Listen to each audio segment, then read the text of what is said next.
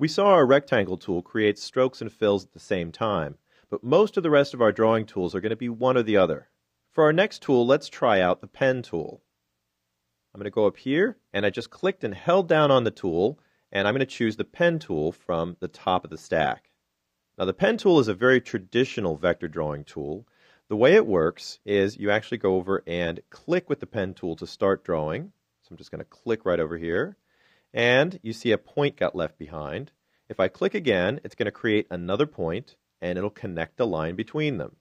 You can see this is a blue line, and it reflects all of the settings we have for our previous stroke, including the thickness. Now, if I keep clicking, I'm just going to keep creating connected lines. If you want to use this tool to create curved lines, we'll have to do something else.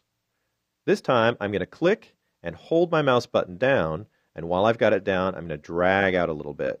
And you can see what we get here is a little handle. This handle allows me to control the curvature of the line connecting those 2 points. So, based on whether you want a curve or a straight line, you can either just click or click and drag. Let me try that a few more times. I'm just going to click and drag out here, and you can see I've connected with that curve on the last line. I'll click and drag again, and I can even close the curve by going back to my original point. The cursor indicates a little circle there, which shows me that my curve is going to be closed, and again I'll just click, and I can drag out a little bit to affect that curve handle there, just like the others. This type of vector that we're drawing is referred to as a Bezier curve, and we see these little handles here. Those are referred to as Bezier handles. If you've drawn a curve and you'd like to modify it, let's switch tools. We'll go over to the Sub-Selection tool. This tool is specifically for grabbing points and handles created by the pen tool. I can grab any of the points that we've created and move them around, and you can see that that modifies my curve. We can also grab the handles with these ones and just reshape the curve however we'd like. The pen tool is a good tool for drawing very accurate, precise curves, but it's not very intuitive. So for our next tool, let's try out one that's a little bit easier to understand, and that's the pencil tool. I'll click on it, and I see the options pop up here at the bottom. I'm going to go to the last option here, pencil mode, and I can choose between straighten lines, smooth lines, and ink lines, depending on how smooth I want the curves to be at the end or how straight or wiggly. Now I'm just going to choose the smooth option, and I can go down to my drawing area and just click and drag out a curve. Now that curve was much easier to draw because we didn't have to worry about where the points or the handles are going to go. But you might notice that it's a little bit lumpier than you wanted it to be. That's okay, because if we go back and select our curve, I'll just choose my normal selection tool.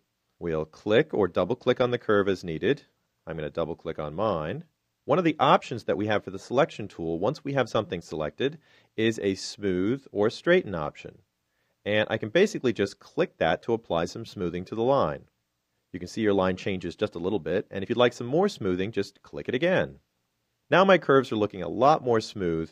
They're almost as smooth as what we drew with the pen tool. The curve the pencil tool draws is also a Bezier curve, and we can prove that by going back to our sub-selection tool and clicking on the line that we drew with our pencil tool. You'll notice that even though we didn't create them, this line does have points, and if I click on the points, I do have handles, so I can modify this curve the same way as we modified the pen tool curve. In fact, they're exactly the same type of curve. Now, we don't always have to go back to the sub-selection tool to modify our curves, though. We have a better way. Let me go back to the selection tool.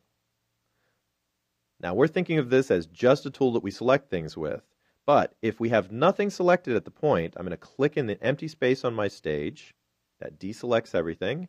And then I'm just going to move my cursor over near the line that we just drew. You can see the cursor change, and we see that little arc added to the cursor.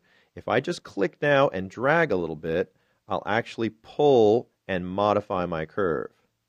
Using the selection tool like this, I'm still making the same kind of changes we would have made with the sub-selection tool, but I don't even have to know where the points and handles are.